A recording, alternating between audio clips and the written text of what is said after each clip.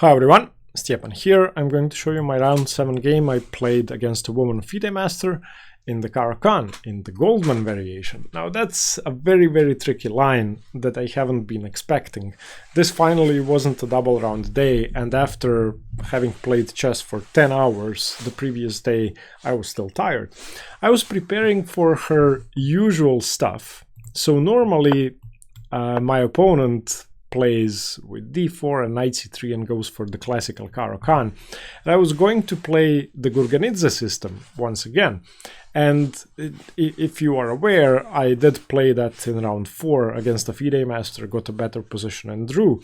So there was a slight risk they knew each other, because I don't know how big the chess scene is in France, but maybe, in Croatia I would get his phone number and say, okay, what did he play against you with black? So I would try to get that information. In any case, she played knight c3, and I was already slightly worried that I wasn't going to get what I was preparing for, and after d5 she played queen f3. This variation, called the Goldman variation, is one of those lines in the Caro-Kann that really doesn't have a lot of theory, but it's extremely tricky. Now, if you would like to learn it, I have prepared the PGN file. You can find a link to it in the description below. So this can be tricky. And there are a couple of ways for black to go badly wrong or get a bad position. So if you play d4, that's a very committal move. And I think this is what players with white would like to see. d4, what I played, is slightly safer, and you get a position very similar to what you get in the Karpov Caro-Kann, except that the queen is on f3. So there are additional attacking possibilities. Of course, bishop c4 is going to target the pawn on f7 if you take on e4, so takes. And in this game, I played a move which was, I'm not going to say a pure bluff, but I had no idea how good or bad my move was. I have calculated it for a while, but there were so many options for my opponent, and the position in my head was so unclear when I tried to visualize it, that my conclusion was, okay, I'm down material, but this seems very interesting. And my opponent didn't call my bluff. She didn't take. So we're going to get to that position. It was really sharp and really interesting. So knight takes e4. Knight d7, I don't want to play knight f6, doubling my pawns. d4, fine. Knight gf6. And bishop c4. And now there are two ways to play. You can play the way I did, which is a safe way to play, and you have a problem bishop on c8 in the end. Or you can choose the most concrete line, win material, and try to survive. Now, I was aware of this line, and I had been preparing it a few years back, and I knew the first 5 moves, I want to say, but I didn't want to risk going into this, especially since she had obviously prepared this specifically for me. She had never played this before. So the critical line is knight b6, and you basically win the pawn on d4. The bishop goes to d3, you take on d4, the knight chases your queen away, and now you can play several things. People have usually played queen d7 or queen d8, but I know for a fact that the best move is queen e5. However, after queen e5, bishop f4, you take this pawn, the castle, you trade on e4, queen e4, and queen a3 is the only move. And I remembered that this was the line. But if you have a look at this position, I'm completely undeveloped. White's development is complete. I definitely should not castle kingside. It seems, firstly, it seems impossible because you get mated on h7, so I'd have to play something like g6. Secondly, if I did try to castle kingside, it would waste too much time. And my queen is misplaced. Everything, I mean, the engine says black is slightly better, but I don't care about that. This is 2 points up for tons of compensation for white. So instead I played e6, which is perfectly fine. Instead of minus 0.2, it's plus 0.2 for white, but I have a position I know how to play.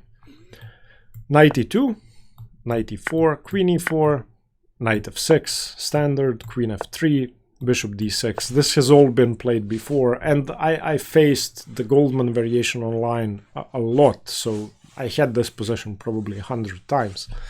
My opponent played bishop f4, which was slightly odd. And now I was at a loss what to do. This was a completely new move for me. Usually people castle kingside, but my opponent played bishop f4, and now what do? Do I castle? She can castle both ways. Do I play b6? No, that loses the c pawn. Do I play queen c7? No, that loses a clean tempo to bishop takes d6, queen d6.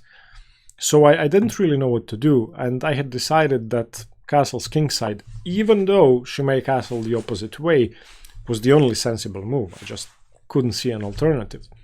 And she did castle queenside. And at this point, I have decided to take on f4, because I saw a line that I was referring to at the beginning of the video. What you're about to see is unlike my usual play. So I took on f4. She took back with the knight, which makes sense because it prevents my next idea. If she takes with the queen, I can safely play b5 because the rook isn't hanging, bishop b5 isn't possible, and c6 isn't hanging, and I may have knight d5. So she takes with the knight, and after about 10 to 15 minutes, I sacrificed a pawn. I played b5. And I remember seeing her face when she saw this move on the board. I'm sure she didn't think it was my prep because I had spent too much time. But she was confused. So obviously you can take on b5 or you can take on c6. Taking on c6 is not a good idea because bishop d7 and you lose the bishop. On c4, queen c6, bishop d7, the queen moves bc4 and black wins.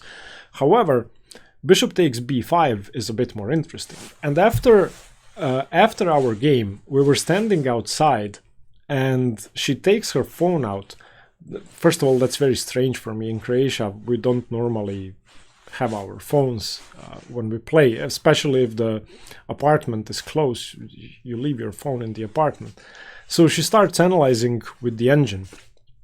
And I'm saying, no, just don't tell me the evaluation. I don't want to know. And she said, what was your follow-up if I take? And I said, well, I don't know exactly like 5 moves deep, but I would have played rook b8. So bishop b5, rook b8. And I was expecting bishop takes c6, queen a5. And I said, okay, this seems interesting. Let's say king b1. Bishop a6. This is as far as I could see. So I gave up 2 pawns. The c and the b files are completely open. I may have bishop c4, provoking b3, landing a knight on d5 in some cases. And it seemed good enough to me. I wanted to play for a win. Not that I thought I was better than my opponent, don't get me wrong. I wanted to get a sharp position, which isn't something I normally do. Normally I don't risk at all, so I had decided to risk it here. And I remember her face. So she's looking at the phone when we were analyzing after the game and smiling. And I had no idea what that meant. I didn't want her to tell me the evaluation. Now I'm going to tell you, b5 is a blunder that, and it makes no sense. b5 is just a bad move that loses material. I have no play, no attack. It may seem interesting visually, but it's really not. So if bishop takes b5, the engine actually doesn't play rook b8. Let me turn on the engine, I'm going to tell you. It actually takes and says plus 1.5. Ugh. Okay, now bishop b7. I mean, yeah. The way I played it, it's even worse. It's about plus 2, the way I had been meaning to play it. Bishop takes c6, queen a5 is the usual follow-up, is the normal logical follow-up, king b1, and I have nothing. Bishop a6, rook he1, the rook is coming to e5. There's nothing I can do. d5 can be played, rook e5 can be played. I would probably play something like rook b4 and then just d5. my position is completely collapsing. My position makes no sense at all. Even though the white king seemingly has no defenders in front of it, no, there's nothing here. However, on b5, there are ways for white to go wrong. So she didn't take the pawn. If she plays bishop b3, then of course I have a very pleasant attacking position with a5. And queen c6 seems very, very dangerous. Also, so let's say a3 here, queen d6, let's say knight h5, knight d5. This seemed very promising to me. And the move I was actually expecting is bishop d3. That's what she played. And I got what I wanted. I got b5 in. My bluff wasn't called. And I had to say I was relieved that she didn't take, because it felt like I had achieved something. I managed to play a move that is seemingly bad, but she trusted me enough not to win material. Okay, so queen a5. Attacking the pawn on a2, king b1, and now b4. And I have a very clear idea here. I want to play knight d5, knight c3 check, takes, queen b4, and checkmate on b2. That seems scary. And if I can get rid of this knight, I just couldn't see a way for her to attack me efficiently. However, there is queen h5 once my knight moves. There's, let's say, rook e1, rook e3, rook h3. So I was aware before playing b4 that I was probably going to have to play g6 at some point. And I was trying to figure out all the lines. And I managed to come up with a defensive idea that actually was used later in the game. And that's queen back to c7 and f6 defending the 7th rank. So I had that as a resource. I'm 2 moves away from defending mate on h7 if a rook comes to h3. So I figured I had enough time. Rook he1, knight d5. And everything I said is correct if she plays for the attack I had just mentioned. Takes, queen h5, g6, and so on. However, there's a very nice move that I had completely overlooked. Luckily, so had she. And before knight d5, it's about equal. After knight d5, it's losing for black. She has to go rook e5. That pins my knight, and it prepares a huge attack. So I probably have to play g6, and now just h4. I've created a hook. White's king is definitely safer than mine. I don't even have knight c3 as a resource. Something like queen b6, bishop c4. Everything's defended. Knight c3 takes here. Am I in time to mate her? I don't think so. There's king a1 and rook b1. So that doesn't work. She should have gone rook e5. Luckily for me, she took the knight. cd5, opening up the c file, and queen h5. And now the variation is pretty much forcing. And I remember her saying after the game that she thought that she was better here. She didn't see the defense I had seen before b4. Black is perfectly fine. It looks messy, but it's fine. Queen h6, and now just bishop a6. If I get rid of that bishop and trade off my bad c8 bishop for the bishop on d3, I really don't think I could be in any sort of trouble, since once again I have queen c7 followed by f6, defending mate on h7. She played rook e3, and I played bishop takes d3. Now, rook h3 immediately doesn't work. I had calculated this beforehand as well. It seems like it's going to be mate, but it's not going to be mate.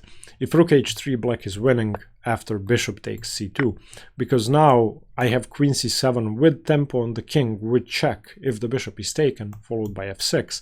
And if the bishop isn't taken, I have g5 and my bishop defense. Of course, I don't take the rook, getting mated.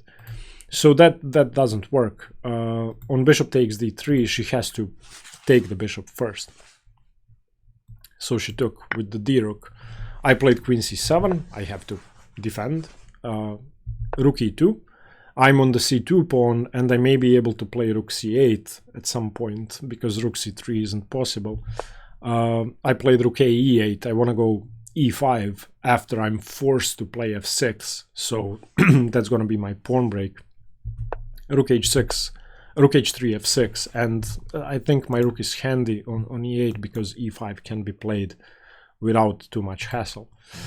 She played queen d2, a5 defending the pawn on b4, f4 preventing e5, and I just started reinforcing e5, rook e7, rook f3, and in this position I played rook fe8, offered a draw because it's objectively even, and she accepted. I mean, I don't really see a way for her to make progress. I see a way for me to make progress, but also mess up my position. e5 drops the d5 pawn in many lines. The engine says plus 0.4 for white, but there's only one good move, a4, and that's very surprising. I mean, I don't have to play for e5. I can play queen c4 followed by a4, a3, or a4, b3, trying to create some weaknesses, but I don't really believe in that. And the same way, I don't think h4, h5 is very dangerous because of king f7, and later on I have rook h8, and it's very likely that unless one of us overcommits, nothing's gonna change. So yeah, she accepted the draw, and I didn't really want to risk too much in a position like this because it's just as likely that I could lose, same as winning basically. And yeah, it's equal. I mean, we can both fight for a win, but we decided not to. Okay, this was my round 7 game. Let me know if you would have taken on b5. I'm very interested to hear that. And stay tuned for more chess. Bye bye.